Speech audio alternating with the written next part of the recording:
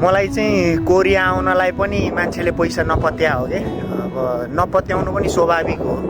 अब एउटा केटा काठमाडौँमा चाहिँ लेबर काम गरिरहेको केटा होइन, काठमाडौँको गल्ली सडकहरूमा चाहिँ साबेल चलाइरह पिक चलाइरहेको केटा कहाँ कोरिया जान्छ र कोरिया भनेर चाहिँ मलेसिया जानला होला भनेर नपत्याउनु पनि स्वाभाविक नै हो।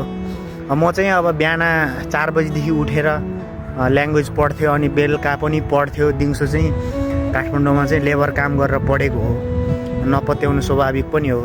अनि कोरिया त आउनु पर्यो पास भएपछि।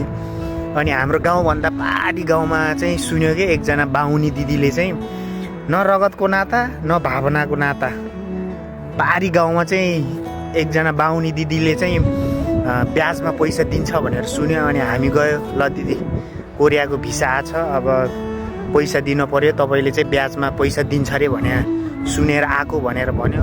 हो त्यसो भए त ठिकै छ भनेर कागज बनाएर चाहिँ सलक्क 2 लाख रुपियाँ पैसा ल्यायो। अनि त्यसरी टिकट काटेर आएको हो।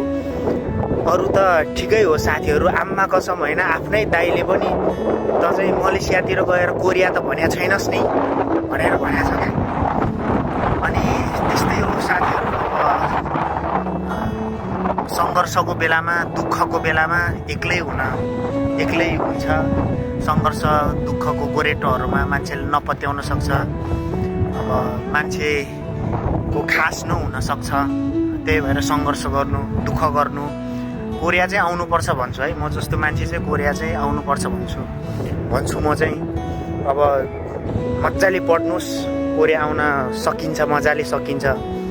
अब विशेष गरी मेरो दाइ भाउजूलाई चाहिँ ठुली भाउजूलाई धन्यवाद।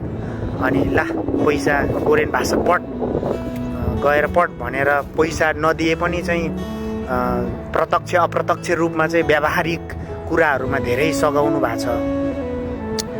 अब त्यस्तै है साथीहरू, यस्तै छ। अब जिन्दगीको गोरेटोमा चाहिँ